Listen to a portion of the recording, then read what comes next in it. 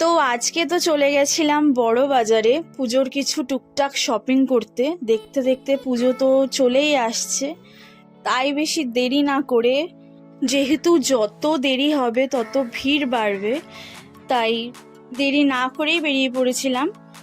তো যারা বড় বাজার যাও ওখান থেকে কেনাকাটি করো তারা তো জানোই, আর যারা যাও না বা জানো না তাদেরকে বলে রাখি ওখানে অনেক জিনিস পাওয়া যায় যেগুলো প্রচুর কম দামে বিক্রি হয়।